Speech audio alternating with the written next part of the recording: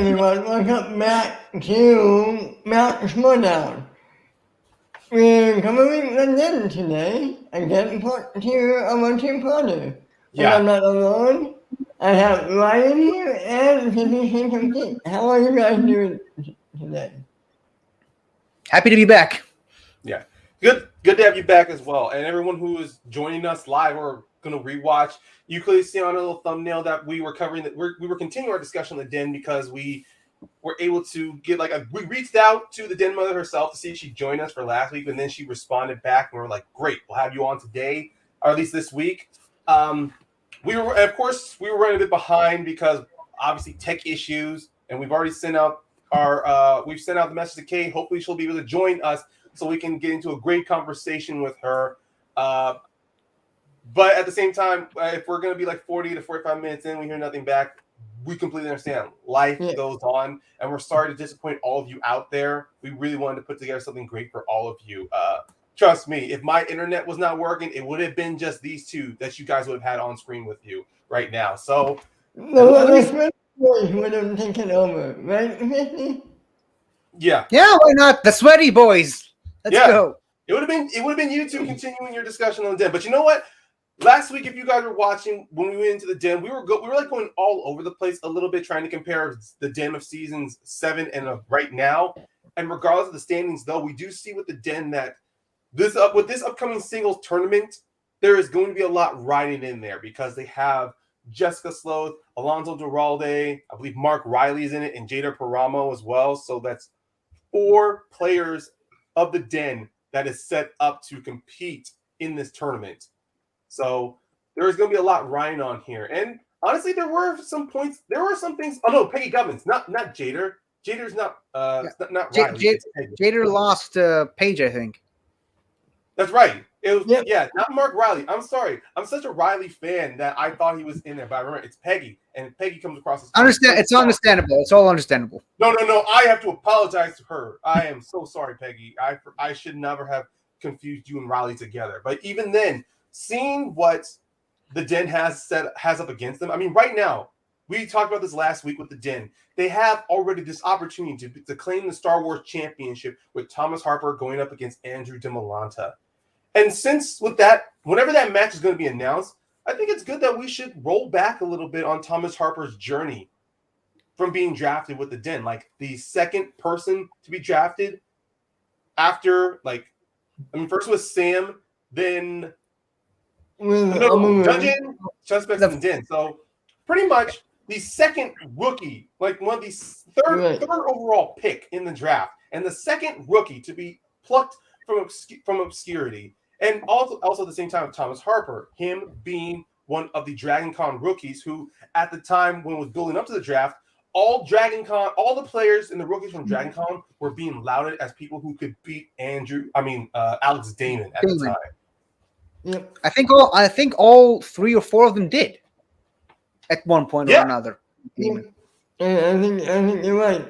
What are your thoughts? Footage, especially with Marie Sullivan, when her matches were coming up, they did show footage of a Dragon Con over on the internet, and she was able to win and beat Alex Damon. Even with Ross, not Ross. Oh my God, Zach Burkett. They even showed footage with him as well. And even Alex Damon has said that Thomas Harper is dangerous. And we did see going in his match, his first one being against Adam Witt. We did briefly touch on this, but we did see with Thomas Harper how his demeanor is when he's playing. You know, he never allows the pressure to get to him. He's pretty much the best straight man you'll see in a comedy act. He'll just take whatever information you give him and he'll just relay it back onto you. Yeah, he goes into like a zone. Almost like he's using the Force to win.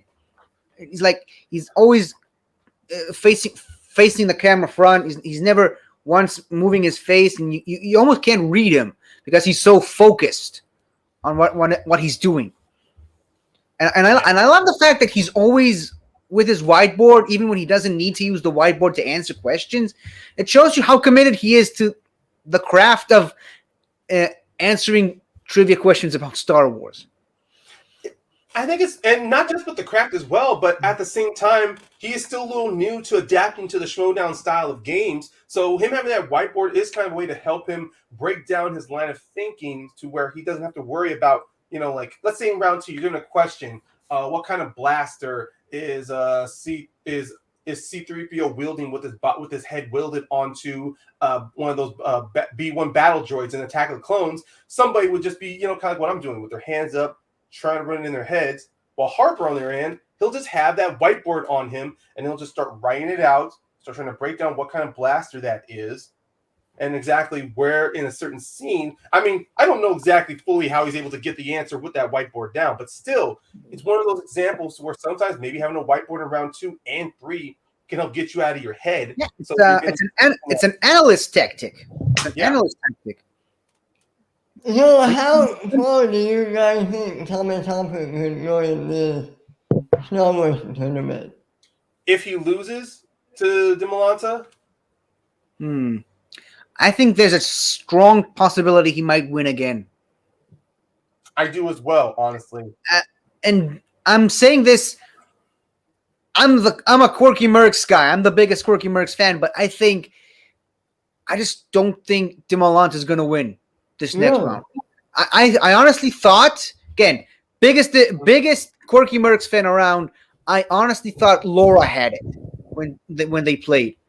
But we clearly saw in that match that the questions just got into a certain point because Demolanta was perfect in his last 2 matches against Damon, and now he's starting to miss some questions. So clearly the questions are getting much, much tougher. And championship. I think Thomas Harper has the lowest number of misses in the league right now. He maybe missed only once or twice.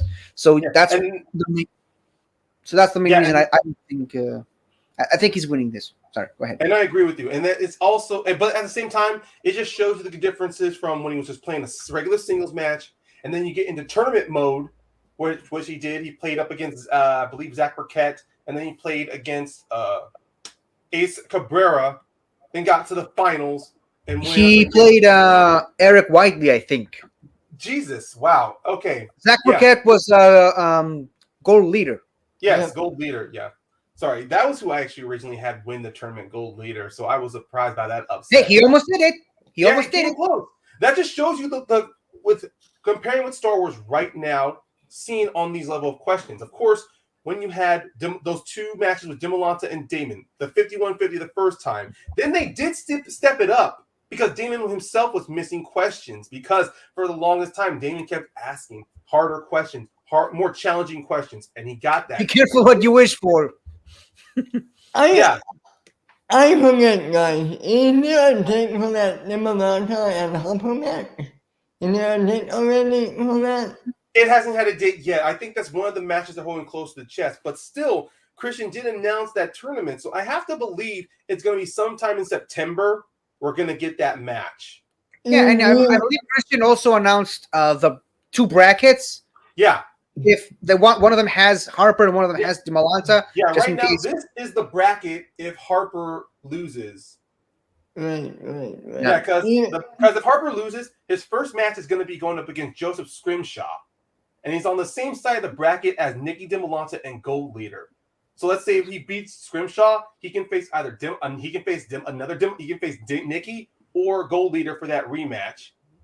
And then if he gets to the finals, that's a rematch I'd like to see. And then let's not forget, on the left side of that Star Wars bracket, we got Laura Kelly versus Eric Whiteley. So I think Kelly is going to want to be on the tear. And then we have the Battle of the Damons between Alex and Molly.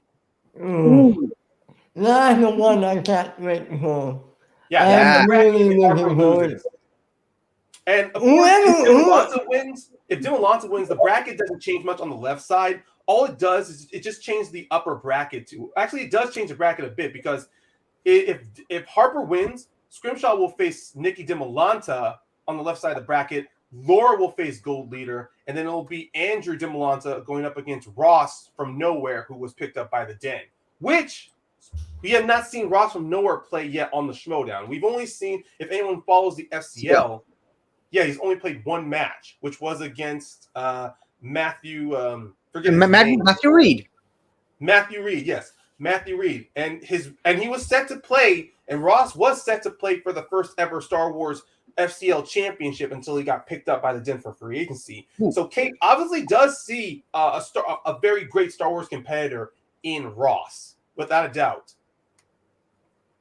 So we all talk about if Harper loses, but since Ross is part of the Den, if Harper wins, becomes Star Wars champion, how do you guys see him going so far in the tournament, in this proposed tournament? If Harper wins, do you guys see him being Demalanta though? Have him made. Yes, Ross. Nicky or Andrew? Oh, I'm sorry. He'll be going up against Andrew Demalanta. If Andrew loses the belt, Andrew will be into the Star Wars tournament, and he's going to go up against Ross. So in this way, the Den is going to have two opportunities to go up against Andrew Demalanta. That's if Harper beats him. No. If Ross plays Andrew, I don't see Ross winning. Mm-hmm. Yeah, I think if Andrew loses the championship, he's one of those people who he takes losses very seriously, and he always comes back stronger than ever. It's the reason why he's the champion now. Because, I mean, if you look at some of his matches from last year, his match with Scrimshaw is one of the best ever because they both played perfect, and they only won because Andrew challenged Scrimshaw's question. Yeah. So, and obviously Demalanta is like a challenge guy in the Star Wars division. That's the reason why he beat Damon in the first place. He originally lost, and then he challenged and got the point. That's why they went as far as they did in Sudden Death. Yeah, yeah.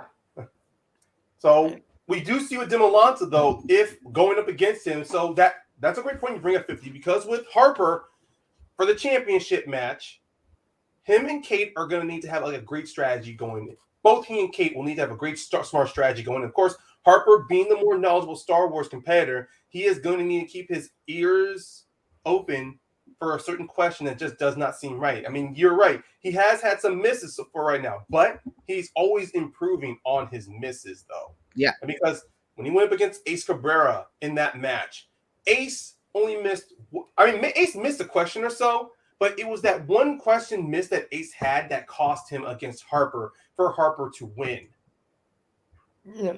And we do see with Harper going up against Demalanta. If Demalanta gets a question that does not seem right, he may open a challenge too. And Harper, if I believe from some of the interviews that he's been on, or at least people talking, Harper is a lawyer, at least in the military. So he knows how to combat challenges. So yeah.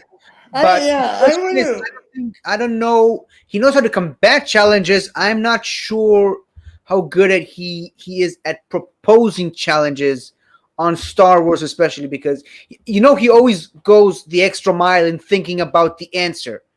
Yes, like a lot of Star Wars competitors, he always goes for the answer that is still correct, but it's not necessarily the answer the judges were looking for. Yeah. And that happens a lot in Star Wars. Well, it just falls down to how you need to go through Star Wars with a fine-tooth comb, especially when it's stuff that's not mentioned in the movies. And so many fans have said, oh, well, if it has not been said in the movies, then it shouldn't be a question. But then what's the point of Disney and at least Lucasfilm at the time releasing all of these visual guidebooks, these Star Wars encyclopedias to get people knowledgeable about what they saw on screen? Sure. Yeah, it's the same thing as Energeekdom. Yes. There's a Marvel encyclopedia for the MCU, for Christ's sake. I know DC. There's a reason why Star Wars got its own division. It's because of all this extra information that isn't necessarily said out loud in the books. That's the reason why Star Wars and Inner Geekdom exist, is because of how deep they are. And you can clearly tell the questions in Star Wars and Inner Geekdom a lot of the times tend to be on those specific details that don't always show up in the movies, whereas in regular singles and in teams, it's usually like the stuff you definitely get to see in the movie. It's not it's almost never stuff that you need extra ancillary materials to know. Yeah. And Actually, it's kind of funny you say that because at the time before this big reboot in season 7, this soft reboot we got with the factions, singles and teams were building to the point to where it was getting not deep cut, but they're getting questions on movies that you may have never have known or come across during your movie journey. So And it still happens today. Kind of interesting. Yeah. And now that with Inner Geek, and of course, Inner Geekdom's already expanded itself. You're waiting on Star Wars to do the same. What do you guys think is more deep cut these days? Inner Geekdom or Star Wars? Hello? I think okay. Ryan, can you hear me? Ryan froze. Ryan, hold on.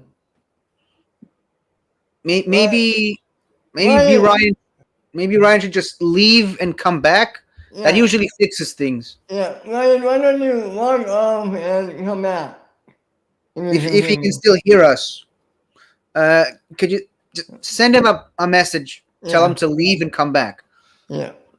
But to answer your question, I honestly think Star Wars is the more deep cut this season because in Inner Geekdom they introduced a bunch of new categories. And obviously in Star Wars you can't really do that because, I mean, they can do it with the small screen Star Wars, which they have done in the FCL, and they're considering doing the same for next season.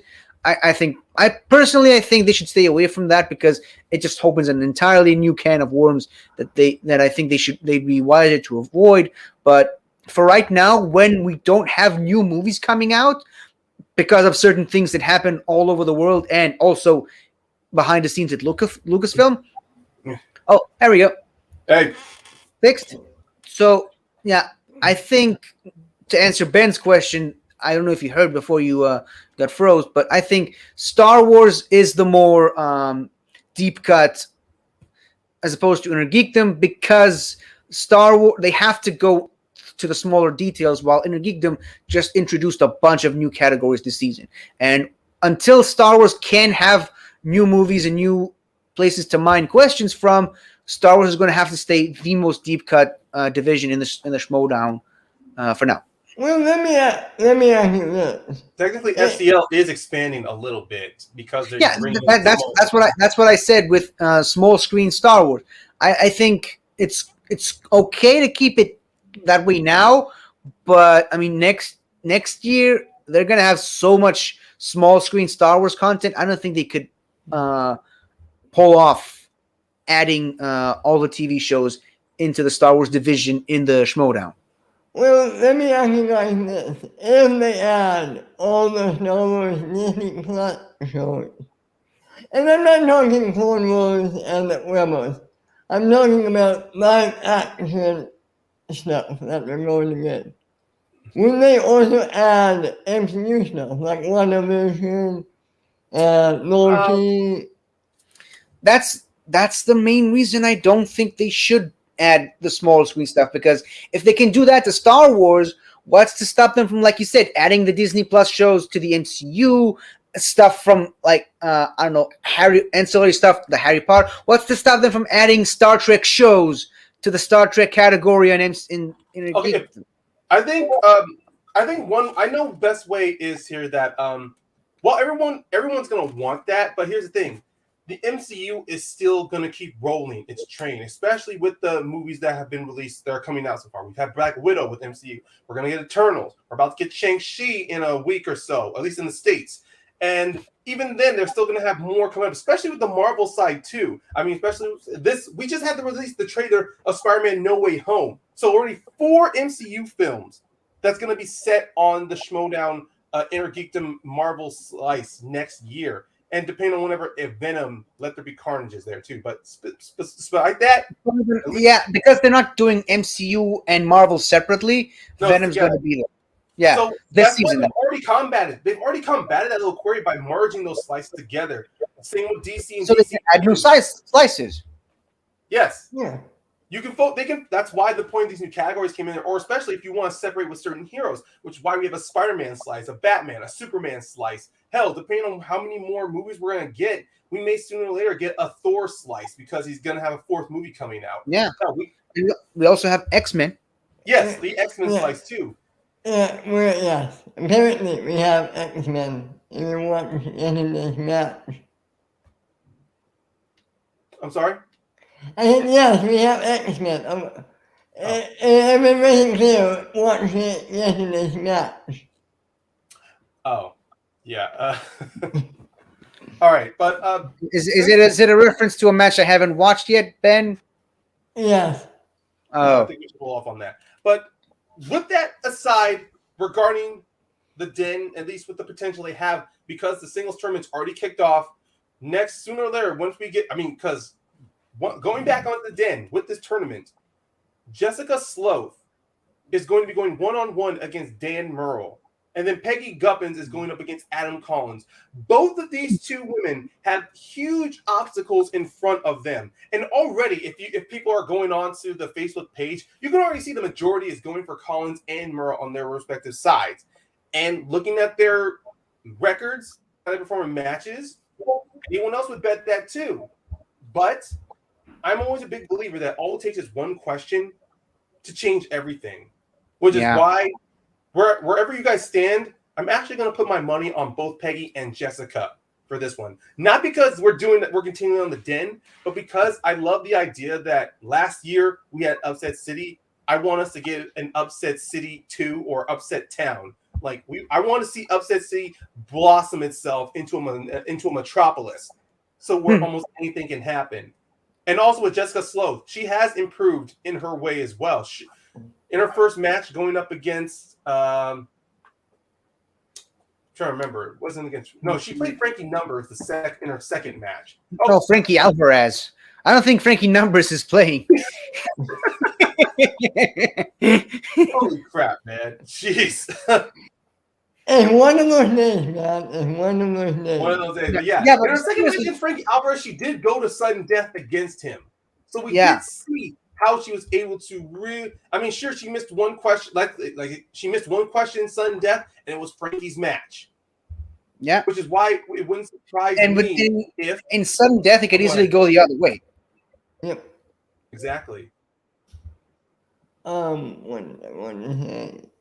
was she playing in? I can't remember. Who was she playing? That's what I remember. Oh yeah, Beth May. Beth May. Yeah.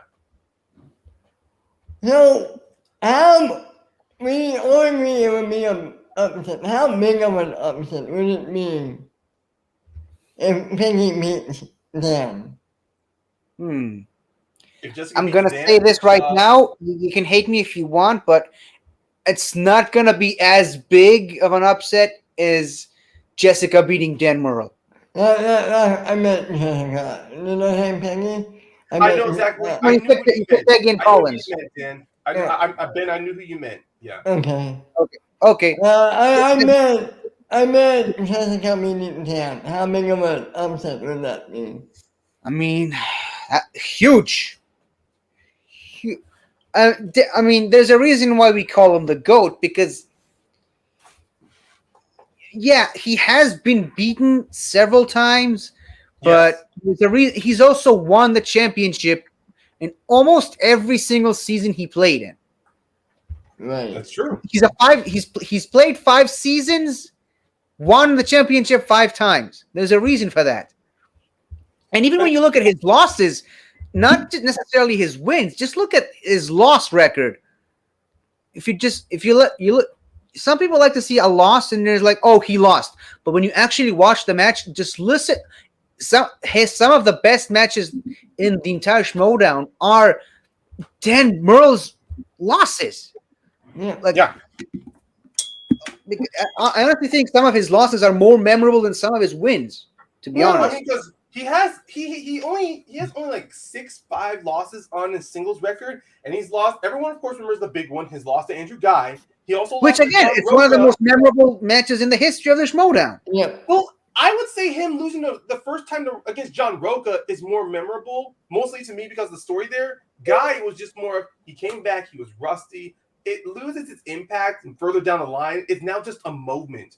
But when you take his losses against Dan Murrell, when he lost to Ethan Irwin in the tournament, those matches felt more important to me when you rewatch those, because Roca, he was on a new tear going in the earlier seasons, beating Dan. And same with Ethan Irwin. He was a rising star when he beat Dan. So it made their match in New York that much bigger. And so when I see with Jessica Sloth, if she does beat Dan, this to me would feel like a very legitimate upset. Because Dan, he's already in the prime of his career, not twilight, the prime. He's re-upped his game. He's had a bit of a back and forth so far this season in teams and in singles. But Jessica, for her, it's kind of like with Jacob. It's like when Jacob went up against William Bibiani. She has nothing to lose in this situation. Regardless, the best thing that can happen to her is that she pushes Dan to her 5-point question, or even goes into sudden death against him, or she plays pound for pound against him, not missing a single question, getting the perfect round, sweeping the second round, getting all 3 of her questions right. Right now, the highest hill for Jessica, possibly not getting a 51-50, but getting a memorable sudden death match against Dan, just like what Mara did against Rachel, or like when Brandon Hanna and Zipper did earlier this year. Yeah, that was wild. So, and of course, everyone's expecting Dan going in, he'll KO or TKO Jessica. That's what most people are expecting. So that is not the worst scenario. It is not. Because Dan did that to Stacey Howard when she played against him in the tournament. He KO'd her. And even then, Stacey bounced back from that. So Jessica, whatever happens, I know she is going to bounce back from going up against Dan, because so many people are writing her off because of Dan's record. To me, Jessica, there's nothing about pressure on her. It just shows that if she beats Dan, not only is she going to prove all this community wrong, she is going to solidify herself as a top contender. Yeah. I would say this. If she beats Dan, she would be like the new Collins for this tournament. Everybody will keep watching her to see how far she will go. I mean, compared to Collins' route in the tournament, though, it's just one match at a time, because Collins had himself a heavy list of people going up against. He TKO'd, he beats Andres Gallego to qualify. He TKO's Roca. Then he KO's Lon Harris. Then he wins against Liz Shannon Miller. And then he wins against Snyder. And then he goes on to beat Dan. For right now, as much as everyone wants to, and I'm not trying to knock you down, Ben, I understand. I see the same path for Jessica and for Peggy. It's just that this season has shown the rookies have come to play, and the veterans at times have been able to combat some rookies, or they have fallen to the rookies. But most of the time, what we've seen is mainly just rookie against rookie. So Peggy Peggy and Jessica's matches is a true test of how the rookies are going to do going up against seasoned vets. Even though Collins, he's technically a 1-year rookie, because he played 1 year last year. Yeah, and to be fair, he played half a year because he was drafted in free agency. He wasn't drafted at the beginning. Exactly. Which makes it even more impressive. The tear that he went on. Yeah. So when you technically look at it, now that we're coming into a year, he is kind of considered a bit of a seasoned vet now, even though it's a sophomore year.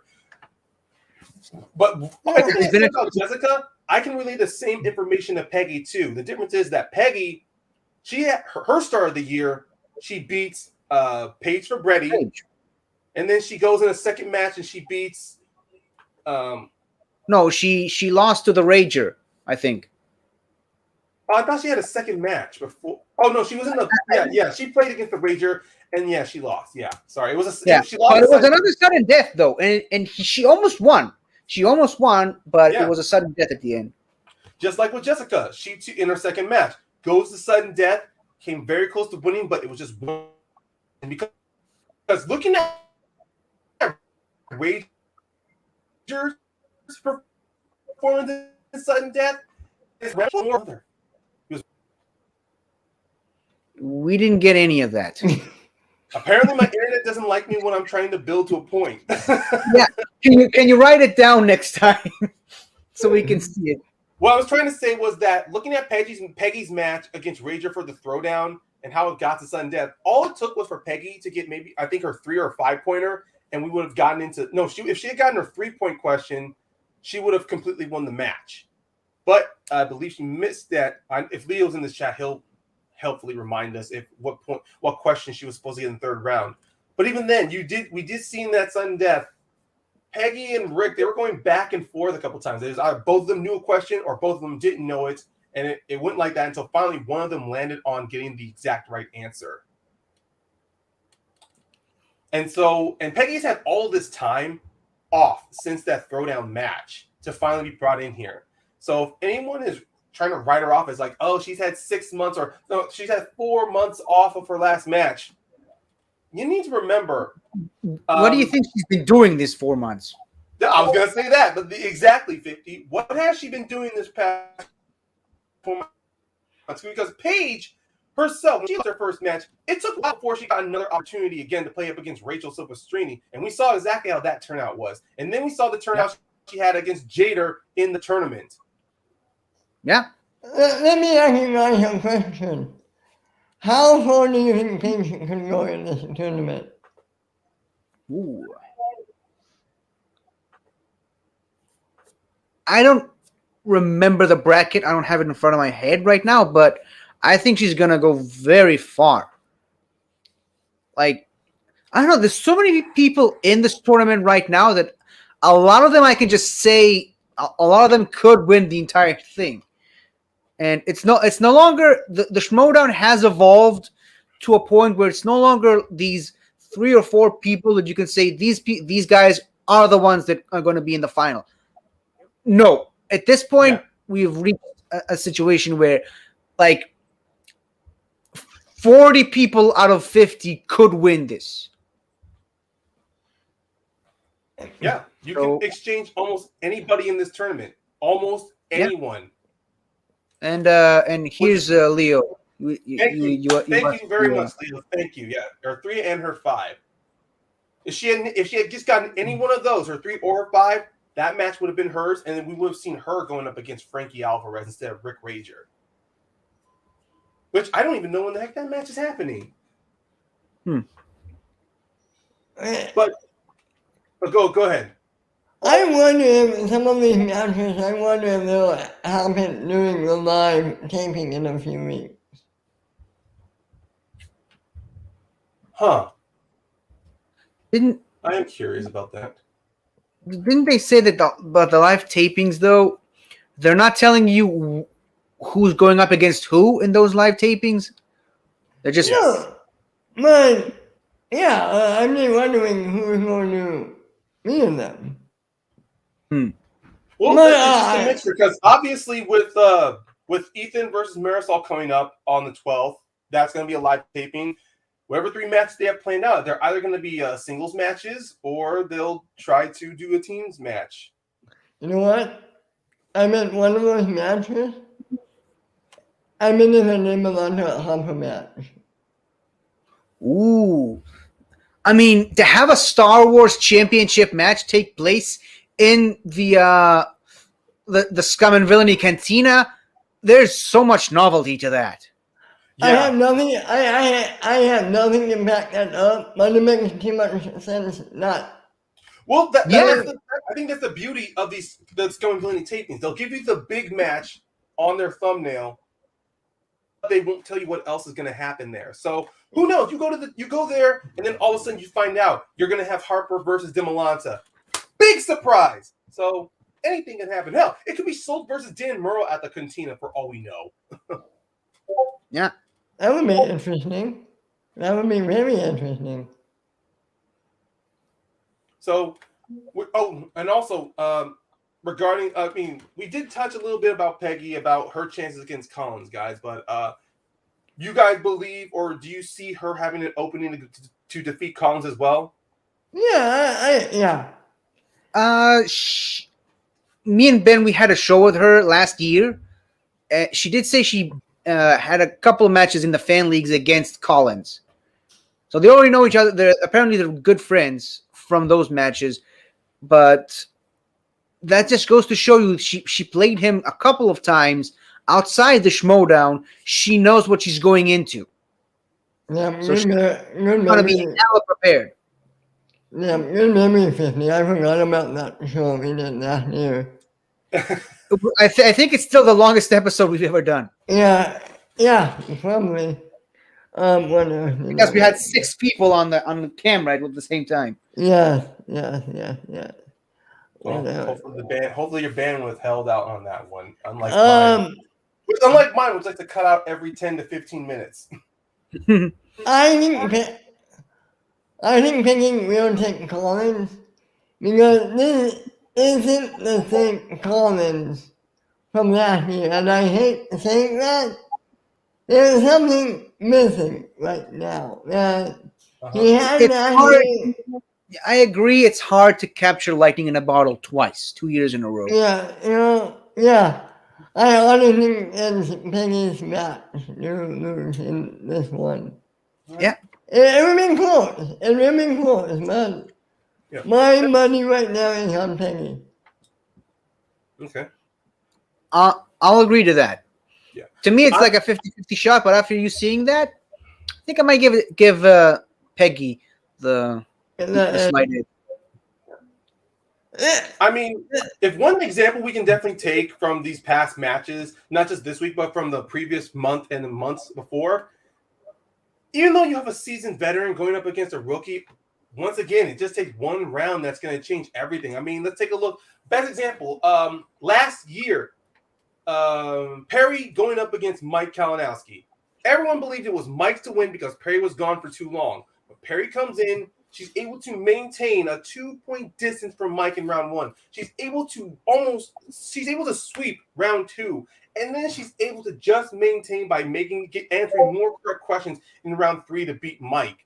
And then we see in her match against Riley how she was able to bounce back against him as well. And then just this year against Bateman, all it took for her, if she had gotten perfect in round 1, that match would have been hers. She would have beaten Bateman. Let me ask you guys this. I'm curious. If she did beat Bateman, him, what would have been the bigger upset? Her meeting Mike or her meeting Bateman? I think they're both on equal terms, personally, to me. Yeah. Because time. Oh, go ahead, 50. Go for it. I was gonna say, Mike is a 2-time champion in one division and a 3-time champion in a different division. Ben Bateman really only has 1 championship to his name, which he lost very soon after that. And even the championship win himself, I mean, he won against Oyama in a knockout, but Oyama just had a very rough week. And I don't know if how much people know, but I'm pretty sure his grandfather passed away around that same time. Yeah. Look, so he wasn't in his right. Oh, go ahead, 50. I mean, look, I want to stop you a little bit as much as we want to break down with the mental state there. I mean, I get it. I think maybe it's just if it's something that should stay private, maybe that should be a little private though. Okay, never mind. I'm sorry. I just don't know if Paul was open about this. I don't know if Paul was open about this. That's all. That's what I'm saying. I think they mentioned it on a couple of shows. So, well, thank you for watching my last appearance ever on this show. I'll make my leave now. No, 50. No, it's perfectly fine. I'm just saying, when it comes to something like that, I'm not saying it's going to taint Paul's match against Bateman. To me, it's just kind of like whatever mental, whatever problems that people are having in the match. Personally, to me, I mean, look, it's well documented that when Rachel went up against Mara, what happened in there? Mara had an accident. Yeah. Rachel was feeling very sick, and I'm not going to say it's tainted that, but it has changed people's opinion of that match going into where people at the beginning were like, oh my God, look at how these two are going back and forth. And now with that information, they go and they're like, I don't know if I can watch it now knowing that they were sick or hurt. And I can understand from Paul, yeah, if he was going through some personal family problems going in there, it could change your opinion of that too. But at the same time, it shouldn't take away from, because Ben himself during that year, he was having he came off of back surgery and he still was going into play during that tournament because originally him and but he's also been playing longer than Oyama did. I think that was the first time Oyama had to deal with playing a match going through some stuff. And I understand that. I guess for me personally, in my mind, I guess the reason why I stopped you is because, like I said, I was not sure if this information was shared or if Paul was open about this. So the last thing I want is for us to spread something out like this, and then we get a message from somebody or from Paul himself, and he just unleashes his fury onto us.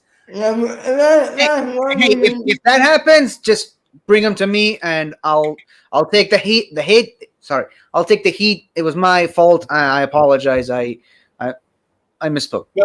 But also another reason why I interrupted you, fam, because I also wanted to use Bateman versus Oyama as another example of what could happen between Peggy and Collins. Let's say Collins, who at the start of the year was champion, lost to Dan Murrell, just like Ben, and then he goes in, he's like, I'm gonna tear, and then he's like, yeah, I'm unleashed, I'm gonna tear this whole thing apart. He loses to JTE, and possibly he could have his season could be finished again by losing to Peggy Guppins. And at the same time, we've seen Collins how he's able to nail every question in the match. Peggy at the same time can do what I'm theorizing what Jessica could do. Peggy can also go pound for pound against Adam, putting him against the ropes, maybe giving him some because as you said, she's played him in the past in the fan leagues. She could give him something that he's probably not 100% on, not weak in, just not 100% knowledgeable in. That could give her the edge. So then all that happens is she just needs to get all three of her questions and hope Adam misses a 5-pointer or he misses a 2 or a 3-pointer. So it's one of the reasons why I believe that Peggy or Jessica can both pull off one of the two big upsets in this tournament. Yeah, and if you really think about it, storyline wise, I think it's better if Peggy wins against Collins. Really? yeah. As far as Collins. I'm actually curious. Having a worse year than. Expand on that. I'm actually curious. Because, like, everyone thought that Collins was the next big thing after coming out of last year, going on the tear that he did, was undefeated when he played Dan. He was still undefeated after Dan. He was again undefeated when he played Dan the second time. Yes. And I think, like, as a storyline, it would more view him. I don't want to downgrade what he did because he's still a great player. He's a champion for a reason, but like I said earlier, it's hard to catch lightning in a bottle twice, 2 years in a row. Maybe okay. I'm so happy I came up with this reference right now. This year could be his Empire Strikes Back, where he kind of has a bit of a drop in his performance, and he comes back next year stronger than ever, and maybe becomes a champion again the second time. Okay. That is a good analogy there. One thing I forgot to notice is that now I'm looking at the actual singles bracket, and of course with Doralde, him going up against Barbarian, that's going to be a big challenge too, because like Perry, he's been away from the game for nearly an entire season, and he's coming in halfway in. So and Barbarian, he has, I won't say a chip on his shoulder, but he's going to come in with a lot of anger after his match against McQueenie, especially how it felt. So he almost beat him, and he almost beat Damon, and I just want Barbarian to get a win this year because he was my favorite rookie coming out of last season. Yeah. And obviously he's doing a lot of work on the Penn Stock Exchange, and it's no secret. I mean, Gucci mentions it in pretty much every post interview that he's doing. He's doing a lot of work behind the scenes, training the rookies, and he helps a lot with the dossier, which got a lot of the rookies recruited this season. So, and he's kind of like the Red Skull in Infinity War, where he guides others to a treasure he cannot possess, essentially. That's actually a good analogy, but I think it's also kind of funny there because when you bring up with Barbarian how instrumental he's been in the Face Stock Exchange, and then also this season we've been hearing from Sam how Paige Fabretti has made herself like a key player in the suspects. We are starting to see, especially, and also I think in the stars as well, Janine went from being like a rising star no pun intended, in that faction. It's this season we are starting to see that there more than just managers and players, that there is definitely one key element, one key factor, or several key factors that's able to maintain a faction success. Corruption, we obviously have the core four of Mike, Chance, Adam, and Marisol, because they've been able to maintain points for them. With the Finstock Exchange, we clearly saw with the rookies, the Dossier, Barbarian being instrumental. For the usual suspects, it's been that slow climb back they've had with Ethan, Liz, Paige, now with Amaru going for that Inner Geekdom belt. And now, and I'm going to say this with the Den too, I think this season, the tournament season, could be a change for the Den as well. Because for the team's tournament, they are putting in the newly formed team of Duralde and Riley. Riley, former singles champion, he came very close last year. I mean, not last year, but in season 6 with Ben to win the championships against the Shire Wolves. Duralde, he is an incredible teams player. He's clearly unbeaten in round 2. He just, like a few times, he's come up short in singles matches. Hell, Deep 13 last season, they were playing pretty well together. The only time they fell down was just in the round 1 and the round 3. So seeing wherever they fall together, I am worried about the team going up against Riley and Duralde. Yeah. Did they have a team name yet, or is okay? I don't know about the team name, but I've not seen the brackets for this proposed team's tournament coming out yet. Okay. Wait, I'm confused. Riley and I'm sorry, who is he? Alonso Duralde. Duralde. So they're in the tournament, but Ben and Paul are not in the tournament, right? Yeah. Well, we don't know exactly. All I just know is that Christian posted on Facebook new proposed teams. We did see of King Arthur, which is King Kong and Griffey Noobs. We did see Paige and McWeeny are going to be a team, and then Duralde and Riley are going to be a team. Right. Of course, Coy's bringing the press room back in. Of course he is. For the Stars, Roxy is bringing back Jacoby and Nick Harley, which I've not yet seen Nick. Chaos Theory. So we're going to see a lot of some newly formed teams going up against some newly formed teams. So there really is no veteran team in this tournament. Oh, wait. Yeah, Danger Zone's going to be in there too. So, yeah, there really is no established team in this tournament. It's all chaos magic in a way. I guess is Rushmore is not in the team tournament, yeah. But even then, like you said, newly formed teams for the majority, but some of those teams have some of the greatest seasoned veteran players on them. Yes. So, but they never played together. So that's which will be an interesting thing to find out, which is one of the reasons why I talk about how the Den can turn things around. Jader, his season is done, unfortunately, and he really was, and I really was excited to see if Jader can make a turnaround this season. Because I still think Jader, despite his losses, he still went out like pushing his opponents to their 5 points in a way, just like he did against Paige. He was able to win in one of his other previous matches. But going back on into the singles brackets, looking on in, let's say Jessica does beat Dan. Her future going down the road, she would have to face the winner of Lon and King Kong. King Khan. And then let's say she pulls another upset. Then she has to play one of the 4 winners within Kalinowski, Walter Hauser, Zipper, and Janine. And then let's say she gets to the finals on her side. In the bottom left corner, she's either gonna play Oyama, Harley, Barbarian, Duralde, Peggy, Collins, Jacoby, or Brennan out of those 8. Let's say she gets all the way to the final on her side of the bracket. She could be in that moment to be upset. Or we can have an all-corruption final on the left side of the bracket. She could go up against either Duralde or up against Guppins. So that's why I say corrupt. Damn you! I think Shannon heard you. And maybe interrupting your internet. Yeah, you don't miss with the queen of corruption. No, you don't. We don't have a den mother to protect us. Yeah, 50. As we start to wind things down here, do you have any final thoughts about the den?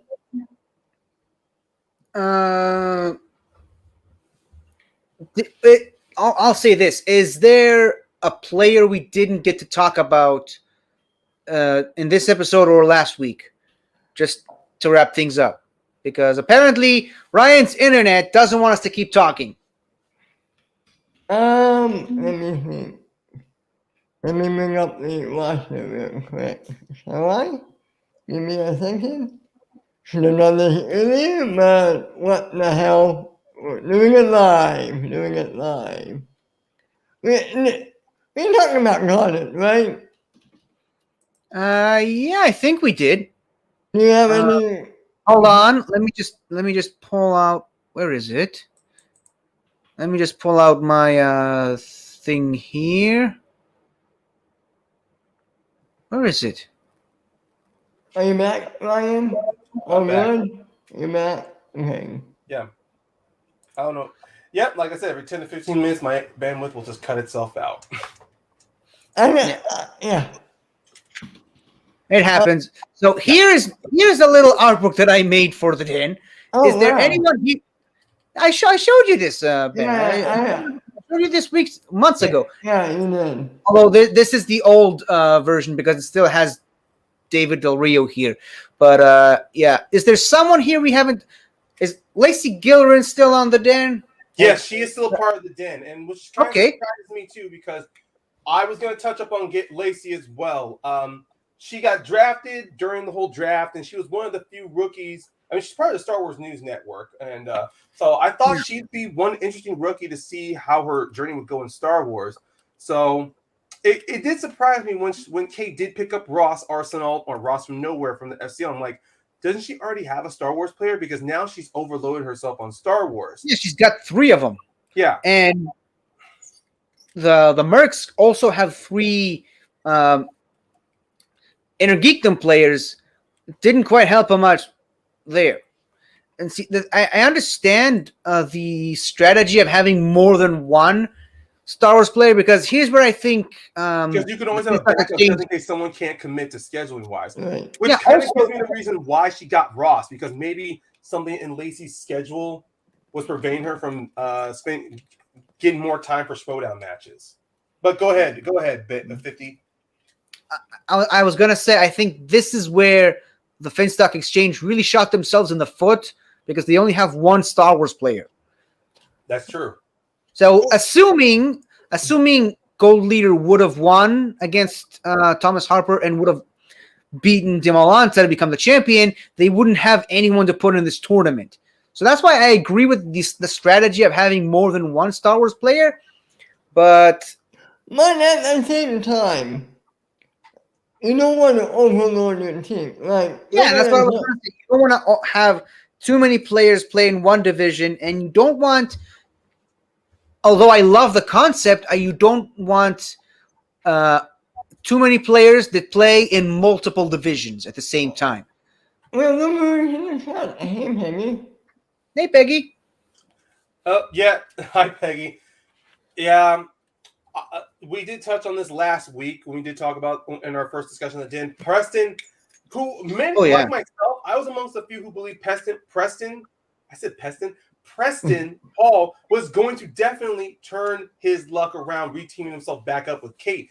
And honestly, it really did look like the fruits were showing. Him teaming up with Ben, him coming back into playing singles matches. Once again, I think maybe scheduling fell apart to where he couldn't commit to the singles tournaments. But I still believe that next year, Paul will have himself a brighter season. Heck, maybe whatever Christian's plans are with factions, maybe reteam the movie, get him and Whip back together as the movie guys. Let's see these two go on a tear. I mean, I'm sorry to cut you off, Ryan, but no, go for it. I've been talking so much. Go ahead. I want David Kaiser. I love Kaiser and relationship, and I love Preston. about Paul and Kate's relationship. Oh, So great. I don't want to make those 4 people up. Yeah. And I that think there are some people I think should stay in the dungeon. Wit is one of them, definitely. Video Drew's definitely another one. And I think maybe Parker. But it all depends on what Kaiser's going to do the next season. well, and there's one person automatically can go back to the dungeon. Yeah, but this brings up an interesting question, though, as we kind of get close to wrapping things up. What are 3 players do you think, if they're still going to do the keep 3 players thing retain 3, next season, which are 3 players do you think Kate is going to keep for next season? That is a risk. I mean, obviously, a part of me thinks she's gonna once again retain Ben, Paul, and maybe this time keep Saul. But I will not be surprised if she pulls what she did last time. Get a big player on her team just so she can secure a draft trade from another manager. Yeah, and go ahead, Ben. I would keep. I would keep Penny, Saul, and Timothy. That's who I would keep. Really? That's interesting. I think, and Christian doesn't like this, but I think he needs, for next season, just because there are more players in each faction, I think he needs to up this to more than just 3 players. But that's a different conversation. But it is. It really is. I think if it was my money, I think she's definitely not giving up on Harper, because that the whole, like you said earlier with Marisol, that was a stroke of genius on her part, which allowed her to secure Harper, Duralde, and I believe Riley. Yeah. Well, she was able to get those extra picks in that 3rd round. In that 3rd round, she got extra picks where she was able to do that. You know what? It really is difficult because honestly, I think Kate has a great working relationship with all 3. Personally, for me, even though I theorized she would retain Ben, Paul, and Saul, personally, I want her to keep Rachel Silvestrini. I want her to retain Saul and Harper. And then possibly arrange when she gets a draft pick to where she can get Peggy in the earlier rounds. And Jessica. Or Riley again, honestly. Yeah. But I think... What's up? Hey, how you doing, brother? Glad you jumped in. But I think, going back to my question, it's not who do you want her to keep, but it's who do you think she's going to keep. And I think, like I said, no chance in hell she's giving up on Parker now. Yeah. I don't, and I'm somehow torn between Ben and Preston, but I think clearly she wants Peggy on her team.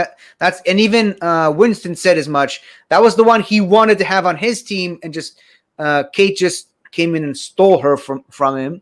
That's one of the bonus. That was pretty much the bonus for G, and she was able to take players to throw managers off their game for that draft. Yeah. And man, I don't know. It's really difficult. Definitely number 1, but if I were to guess the second one, I think she wants to work with Silvestrini again. And I don't know. I guess Peggy at number 3. I don't think she's gonna keep Riley or Duralde, depending on, of course, on how well they play. Maybe they win the championships this season. And which brings up an interesting question, though. If a team wins the championship, can she still retain both of them? You know what? That is an interesting query too, because that was something Christian never really addressed. Because last year, let's see, Roxy, of course, she had 3 players with belts: Snyder, Andreyko, and Damon. So those are the 3 she kept. Yeah, those were 3 she kept. But it would have been interesting, though. Let's say with corruption, obviously Shannon immediately said who she was going to retain. But let's say Chance had one. Well, no, she was going to retain Chance anyway. Sorry, that's a bad analogy. It's really difficult for last year, but this year is a big opportunity because with Christian, obviously he's setting up consistent. He's going to want these championships to be defended. We already got Shazam and Lightning Time. That's going to happen. That's definitely happening. We're going to have Chance go up against the winner of Marisol and Ethan. We're going to have Mike going up against Amaru at some time in the future. And we already got a Star Wars championship down the road. It's really going to be interesting with the singles tournament because, like I said before, the Den has the best opportunity to dominate that left side of the bracket with Peggy, Duraldi, and Jessica, all three of them on that bracket. And with this team and going with Inner Geekdom, Saul, once again, he is back on the warpath. He's beaten Hannah. Now who's his next opponent going up? Moose Haas. If Saul beats Moose, he gets to play between Parker or Irwin. Okay, who does not want to see that match? And then if Saul wins that tournament, I believe he's automatically going to be a spectacular playing. So, I want to see Saul against Parker so badly because I still haven't forgiven Parker for losing to Chandru. And here's the reason why. Parker clearly went for the cocky pick with his round 2 question with his round 2. He picked a category he knew Chandru was going to be good at, and he wasn't 100% sure on, and that is the main reason he lost because he went to multiple choice. And if he just put his ego aside, which I guess is hard for the dungeon anyway, but if you just put that ego aside and just it's hard to do that when you're against Chandru. It's hard to do that when you're against Chandru. That's what things. I mean, when you're playing a guy like Chandru, you gotta be smart. You can't let your pride get in the way. That's what I would have done if I played Chandru. And thank God I don't have to do that. But, I want to see Saul against Parker, and I want to see Saul beat Parker to show how good he really is. I don't think he got a chance to show how great he could be against Amaru. So, and we all know Saul could be better than that. Most likely. But I think now that we're wrapping up here, I guess one of the unfortunate things we did say earlier on, especially when we were talking early, when we were promoting, we were going to have Kate as a special guest. I guess just like with me, I think maybe internet connection kind of fell apart. We were really looking forward to having a great conversation with Kate. Really get into her. Really break down with the Den who she was like her biggest hopefuls. Maybe even discuss the singles. That was one of my plans. I wanted to discuss the singles bracket with her, but even then, it was still great to talk with you, 50, and also with my co-host Ben about the potential sweep that the Den could have on the singles bracket and the potential sweep that Saul could do in the Inner Geekdom tournament. And whenever this team's tournament is announced, I'm definitely gunning for Riley and Duralde to win it. Yeah, me too. But wrapping up here, guys, we've already said a lot of what we said about the Den last week. But if there's any new thoughts or any new things that you guys want to say about the Den as we're finishing up here, floor is yours. I think 2 episodes we covered a lot about the Den. Yeah. And hey, maybe next time don't have me on and see if Kate one actually is going to try harder to get. I think I was the one that deterred her from coming here. So I apologize. You don't need to be that way. It's I mean, it was going to be. We were going to have 5 people on here because originally we also were going to have my friend Aaron, who has been on Ben's sweaty, like Media Sweaties or just the Sweaty Network. Why am I messing up on the name now? Is my brain short-circuiting? Jesus Christ. No, you're good. You got it. Yeah. I'm good. We were going to have Aaron on here, which we haven't had on our show since our last episode when we talked about Matt Nost with him. But even probably when we're done talking about factions, I'd definitely love to bring him back on here so we can talk about some players. There's still so many players we have yet to talk about from Schmoedown's past and present, not just this season, but also season 6 and beyond. Yeah. But even then with the Den, it still goes to show you that the Den stands as one of the best examples of someone like Kate being newly brought in, having to manage her way, just having to newly adjust to the Schmoedown itself, having to work as a manager, and then, of course, having to take some of the criticisms and complaints from some of these fans regarding her character setup, how she chooses to go through her character, even though, come on, guys, split your minds apart. But I'm not going to be on my pedestal here.